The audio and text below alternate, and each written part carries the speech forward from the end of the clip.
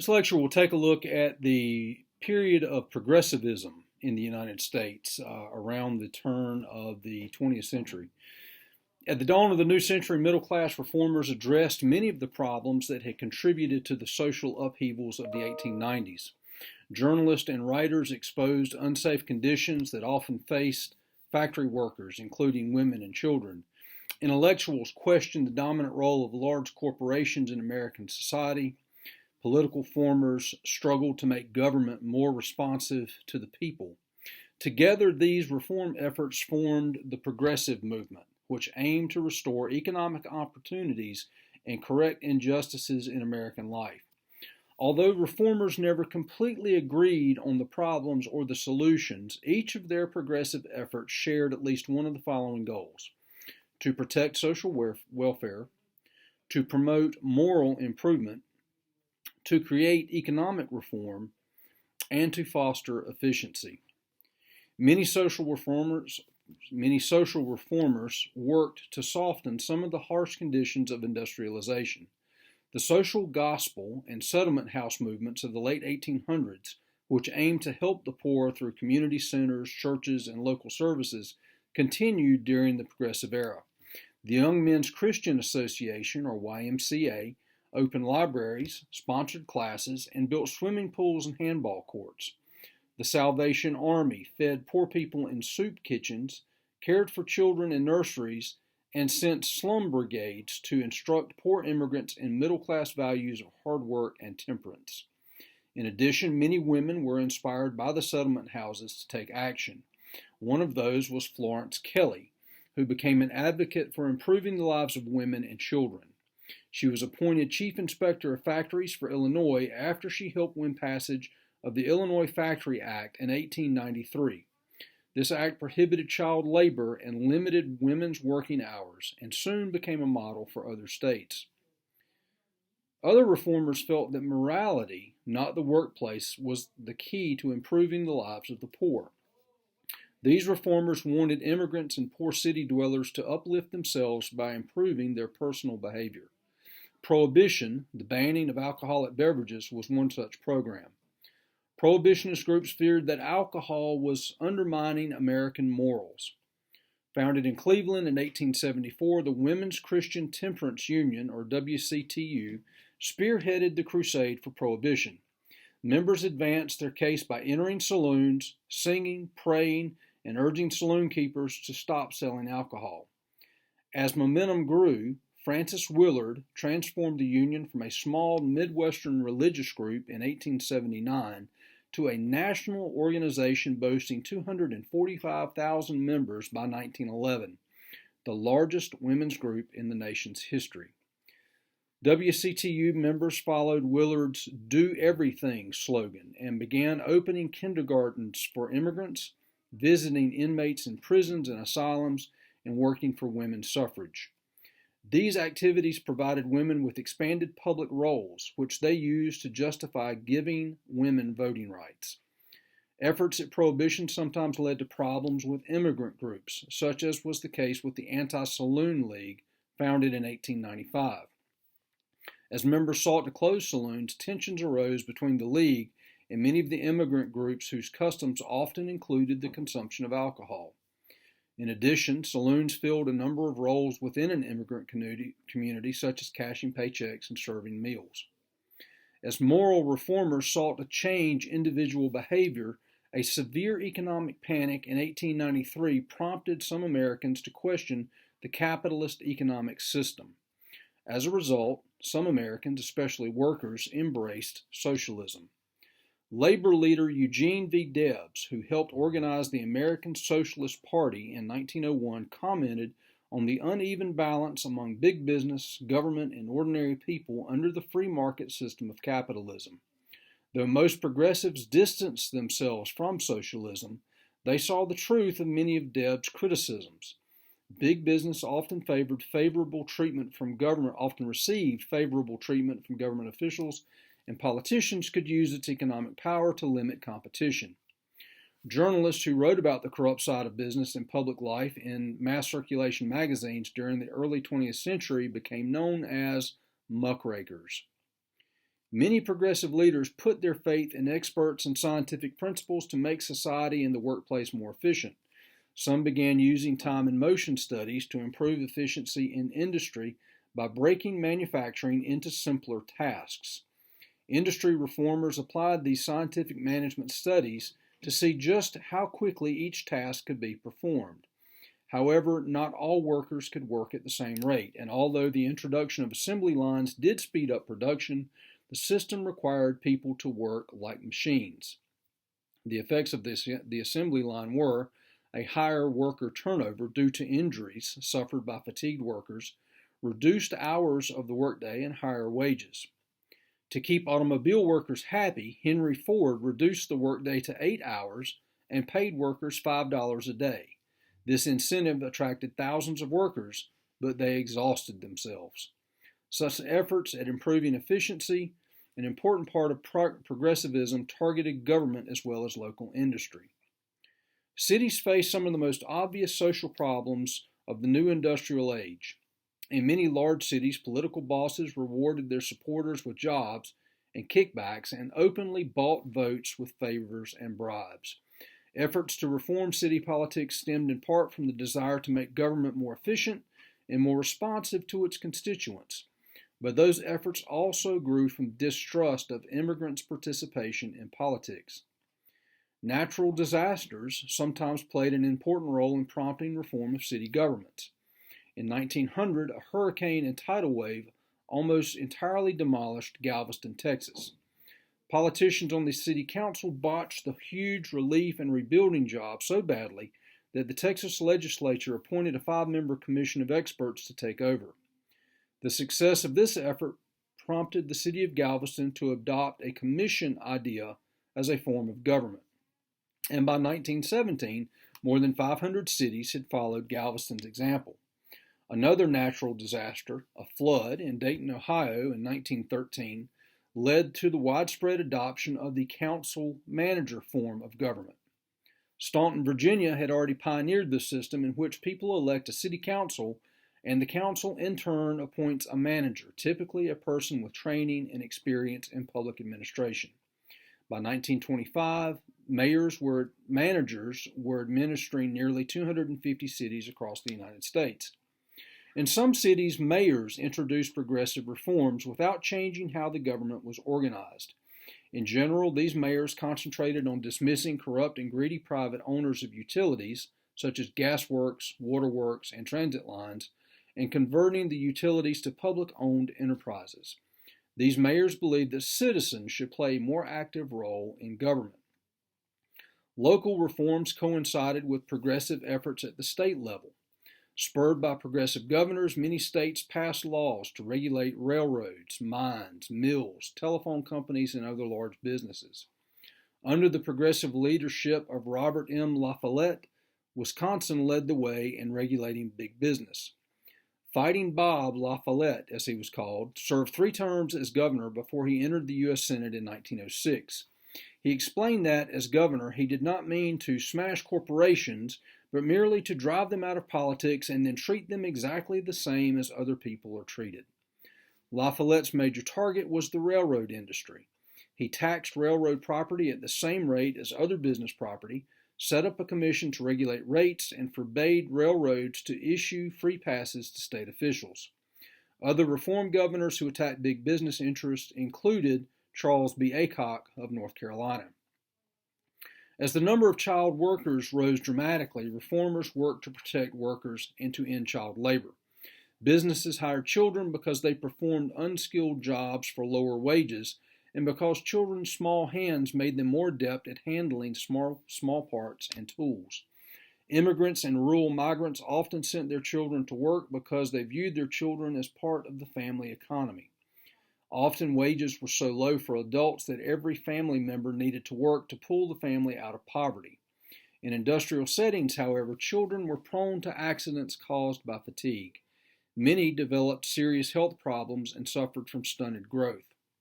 Formed in 1904, the National Child Labor Committee sent investigators to gather evidence of children working in harsh conditions. Then they organized exhibitions with photographs and statistics to dramatize the children's plight. They were joined by labor union members who argued that child labor lowered the wages for all workers. These groups pressured national politicians to pass the Keating-Owen Act of 1916. This act prohibited the transportation across state lines of goods produced with child labor. 2 years later, the Supreme Court declared the act unconstitutional due to interference with states' rights to regulate labor. Reformers, however, succeeded in nearly every state by effecting legislation that banned child labor and set maximum working hours for children. The Supreme Court took a more sympathetic view of the plight of workers. In 1908, in the case of Muller v. Oregon, the argument was made that poor working women were much more economically insecure than large corporations. Asserting that women required the state's protection against powerful employers, the court was convinced to uphold an Oregon law limiting women to a 10-hour workday. Other states responded by enacting or strengthening laws to reduce women's hours of work. A similar case in 1917, Bunting v. Oregon, persuaded the court to uphold a 10-hour workday for men. Progressives also succeeded in winning workers' compensation to aid the families of workers who were hurt or killed on the job. Beginning with Maryland in 1902, one state after another passed legislation requiring employers to pay benefits in death cases. In some cases, ordinary citizens won state reforms. A citizen in Oregon prompted his state to adopt the initiative, the referendum, and the recall. The initiative and the referendum gave citizens the power to create laws.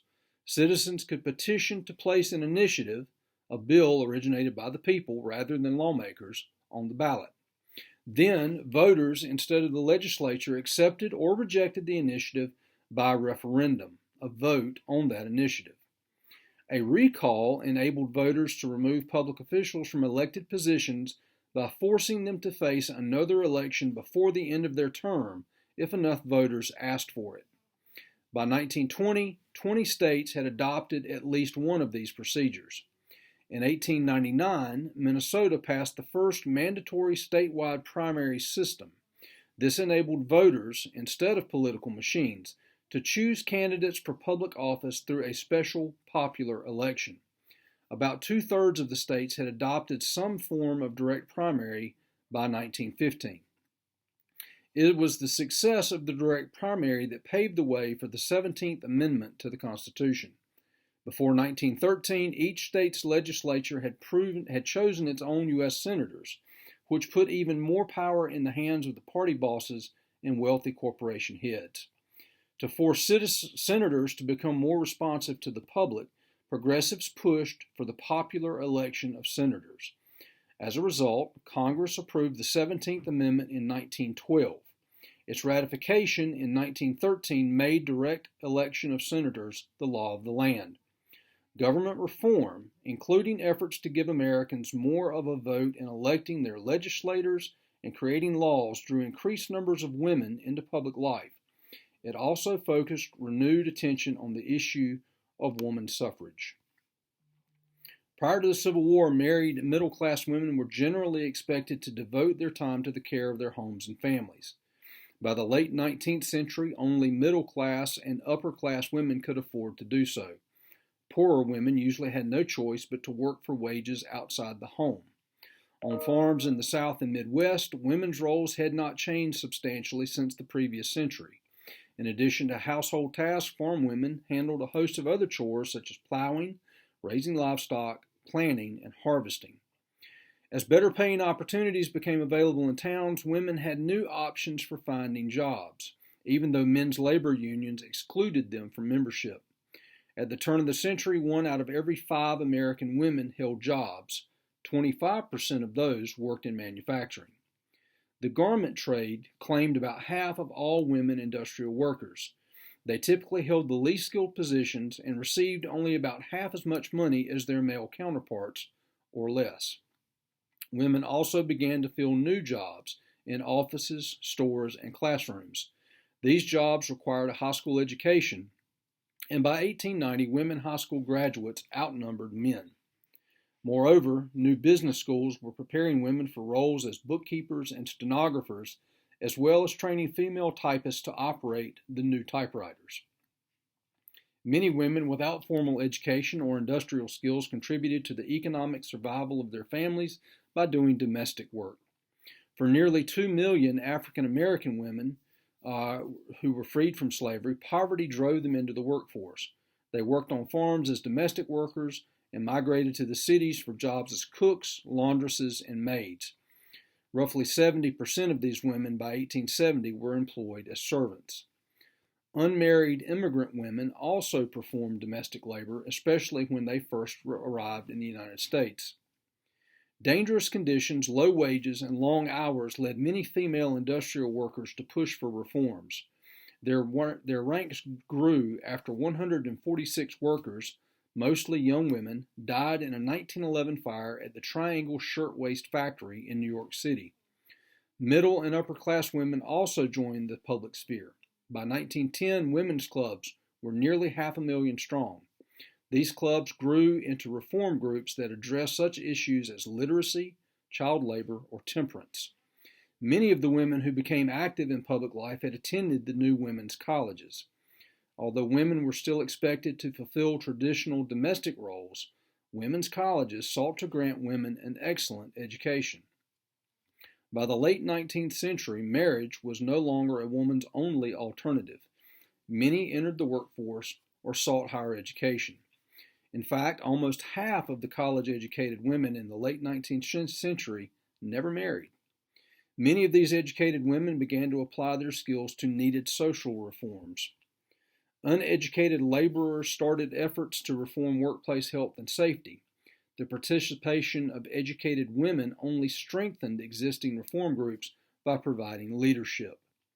Because women were not allowed to vote or run for office, they sought to improve conditions for women both at work and at home. In 1896, African American women founded the National Association of Colored Women, or NACW. Josephine Ruffin identified their mission as, quote, the moral education of the race with which we are identified, end quote.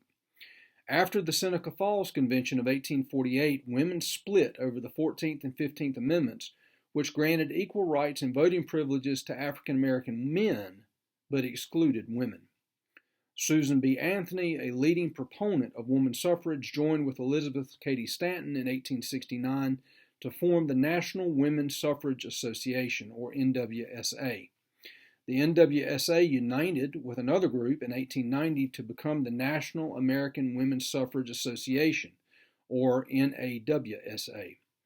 Other prominent leaders included Julia Ward Howe, the author of The Battle Hymn of the Republic. Women's suffrage faced constant opposition. The liquor industry feared that women would vote in support of prohibition, while the textile industry worried that women would vote for restrictions on child labor.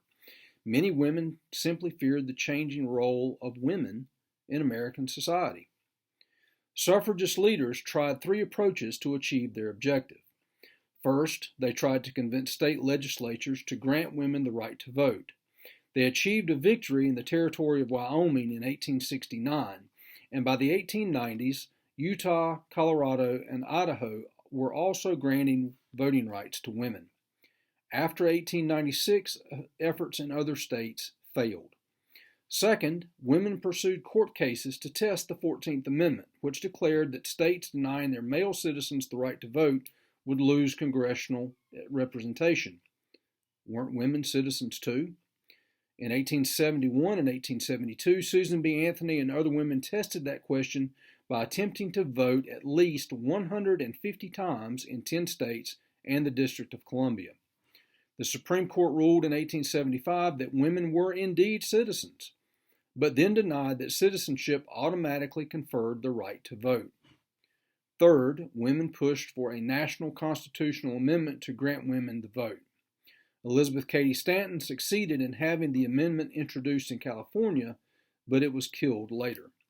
For the next 41 years, women lobbied to have it reintroduced, only to see it continually voted down. Before the turn of the century, the campaign for suffrage achieved only modest success. Later, however, women's reform efforts paid off in improvements in the treatment of workers and in safer food and drug products. all of which President Theodore Roosevelt supported along with his own plans for reforming business, labor, and environment. Roosevelt was not supposed to be president. In 1900, he had been urged to run as McKinley's vice president by the New York political bosses, who found Roosevelt impossible to control. The plot to nominate Roosevelt worked, taking him out of state office. However, as the vice president, he was only a heartbeat away from becoming president. And barely 6 months into his second term, McKinley was assassinated, making Roosevelt the president and the most powerful man in American government. Roosevelt had been born into a wealthy New York family in 1858. He suffered from asthma in childhood, which drove him to accomplish demanding physical feats to compensate. He excelled at marksmanship and horseback riding as a teen, and boxed and wrestled while attending college at Harvard. Roosevelt served 3 terms in the New York State Assembly and became New York City's police commissioner and then Assistant Secretary of the Navy. He grabbed national attention by advocating war with Spain in 1898 and then leading his volunteer cavalry regiment, the Rough Riders, to victory at San Juan Hill in Cuba. Roosevelt returned from the war a hero and was elected governor of New York before winning the vice presidency. When Roosevelt was thrust into the presidency in 1901, he became the youngest president ever at age 42. In politics, Roosevelt acted boldly, using his personality and popularity to advance his programs. His leadership and publicity campaigns helped create the modern presidency, making him a model by which all future presidents would be measured. Roosevelt felt that the federal government had responsibility for the national welfare and believed that the Fed should step in whenever a state was incapable of solving problems. Roosevelt saw the presidency as a bully pulpit from which he could influence the news media and shape legislation. If big business victimized workers, President Roosevelt would see to it that the common people received what he called a square deal. The term square deal came to describe the various progressive reforms sponsored by the Roosevelt administration. Following Roosevelt's administration, the good-natured William Howard Taft, who had served in Roosevelt's cabinet as Secretary of War, followed. Honoring the 2-term tradition, Roosevelt refused to seek re-election and selected Taft as his replacement. The Republican Party readily endorsed Taft as its nominee for president in 1908, and as it expected, easily defeated for the 3rd time Democratic candidate William Jennings Bryan, who just could not win a presidential election. Taft continued Roosevelt's progressive policies. As a trust buster, Taft ordered the prosecution of almost twice as many antitrust cases as Roosevelt. Among those cases was one against U.S. Steel, which included a merger approved by then-President Roosevelt. Taft's prosecution of this case angered Roosevelt, who saw it as a personal attack on his integrity. This was the beginning of a rift in the Republican Party. As a conservationist, Taft established the Bureau of Mines, which added large tracts to the Appalachian Mountain National Forest Reserves and also set aside federal oil lands. He was the first president to do so.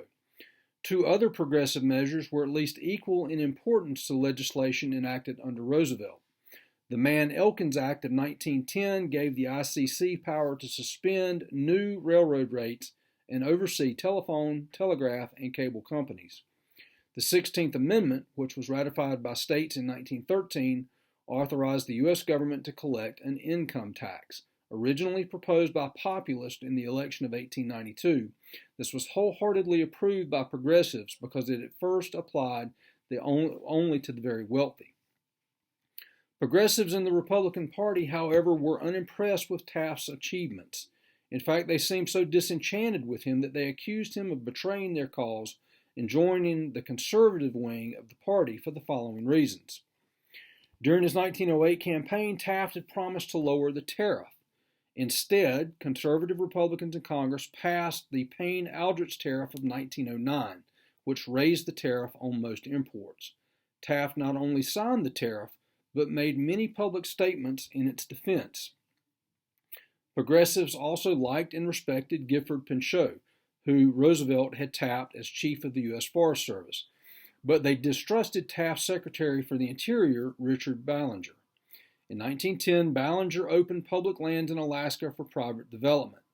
When Pinchot criticized Ballinger for the move, Taft sided with his secretary and fired Pinchot for insubordination. Fighting back against his progressive critics, Taft openly supported conservative candidates in the midterm elections of 1910. With progressivism at high tide, this was a critical mistake. After the election, when progressive Republicans easily defeated most of the candidates supported by Taft, the split in the Republican Party was complete. Progressives hoped that Roosevelt would agree to become the Republican candidate again in 1912. A third party developed in the first decade of the 1900s that was dedicated to the welfare of the working class. Founded in 1897, the party became known as the Socialist Party of America in 1901 and was headed by Eugene V. Debs. The Socialist Party platform called for more radical reforms than those favored by progressives, including public ownership of railroads, utilities, and even of major industries such as oil and steel. Debs was the party's candidate in 5 elections, the first in 1900, the last in 1920. A former railway union leader, Debs was an outspoken critic of big business and a champion of labor. He adopted socialism after being jailed for his role in the Pullman strike. On such issues as workmen's compensation and minimum wage laws, progressives and some socialists joined forces. For the most part, progressives tried to distance themselves from the ideas of socialists, which most Americans saw as too radical. Some socialist ideas were eventually accepted, such as the 8-hour workday, public ownership of utilities, and pensions for employees. The party would reach its peak in the election of 1912 when Debs received over 900,000 votes, or roughly 6% of the total number of votes cast. Reform efforts dominated the campaign and election of 1912, which involved 4 notable presidential candidates. The Republican Party renominated President Taft. Taft supporters excluded Roosevelt supporters from the Republican convention. Progressive Republicans then formed a new party and nominated Teddy Roosevelt. Roosevelt's claim that he was as strong as a bull moose gave the party its nickname, the Bull Moose Party. After lengthy balloting, the Democrats nominated Woodrow Wilson, a newcomer and former governor of New Jersey. In gaining strength, the Socialist Party again nominated Eugene V. Debs. With Taft enjoying little popularity and Debs considered too radical, the election came down to a battle between Roosevelt and Wilson. Roosevelt called for a new nationalism, with more government regulation of businesses and unions, women's suffrage, and more social welfare programs. Wilson called for a new freedom, which would limit both big business and big government and bring about reform by ending corruption and revive competition by supporting small business. With the Republican Party split between Taft and Roosevelt, Wilson easily won with 435 electoral votes. Roosevelt received 88, Taft received 8, Debs received none. The Democrats also gained control of Congress, although Wilson was considered a minority president, having received only 41% of the popular vote. Roosevelt received 27%, Taft 23%, Debs 6%, as was previously mentioned. The overwhelming support for the progressive presidential candidates ensured that reform efforts would continue under Wilson, while the failure of the Progressive Party to elect local candidates gave evidence that the party would not last much longer. Wilson grew up in Virginia during the Civil War and was only the second Democrat elected president since the war. Grover Cleveland was the first. He was the first Southerner to occupy the White House since Zachary Taylor, or Andrew Johnson if you want to count him. Wilson was idealistic, intellectual, righteous, and inflexible. Like Roosevelt, he believed that a president should actively lead Congress and, when necessary, appeal directly to the people to rally their support for his legislative programs. In his inaugural address in 1913, Wilson again pledged his commitment to a new freedom. To bring back conditions of free and fair competition in the economy, Wilson attacked what he called the triple wall of privilege: tariffs, banking, and trusts. Wasting no time to fulfill a campaign pledge, Wilson, on the first day of his presidency, called a special session of Congress to lower the tariff. Past presidents had always written messages to Congress, but Wilson broke the long-standing tradition by addressing Congress in person about the need for lower tariffs to bring consumer prices down. Passage of the Underwood Tariff in 1913 substantially lowered tariffs for the first time in over 50 years. To compensate for reduced tariff revenues, the Underwood bill included a graduated income tax rate from 1 to 6%. Wilson's next major initiative concerned the banking system and the money supply. He was persuaded that the gold standard was inflexible, and banks, rather than serving the public interest, were too much influenced by speculators on Wall Street. The president again went directly to Congress in 1913 to propose a plan for building both stability and flexibility into the U.S. financial system. Wilson proposed a national banking system with 12 district federal banks supervised by a Federal Reserve Board. Congress finally passed the Federal Reserve Act in 1914 after months of debate, and ever since, Americans have purchased goods and services using Federal Reserve notes, or dollar bills, issued by the federally regulated banking system. Two major pieces of legislation in 1914 completed Wilson's New Freedom program. The Clayton Antitrust Act greatly strengthened the provisions in the Sherman Antitrust Act for breaking up monopolies. It also, importantly, exempted unions from being prosecuted as trusts. The Federal Trade Commission was established as a new regulatory agency and was empowered to investigate and take action against any unfair trade practice in every industry except banking and transportation. Other reforms included the Child Labor Act of 1916, which prohibited the shipment of interstate commerce of any product manufactured by children under 14 years of age. The Supreme Court, however, declared this act to be unconstitutional in the 1918 case of Hammer v. Dagenhart. In 1905, W.E.B. Du Bois formed the Niagara Movement, a program of protest and action aimed at securing equal rights for blacks. In 1908, Du Bois and members of the Niagara Movement and a group of white progressives founded the National Association for the Advancement of Colored People, or NAACP. Their mission was to abolish all forms of segregation and to increase educational opportunities for African American children.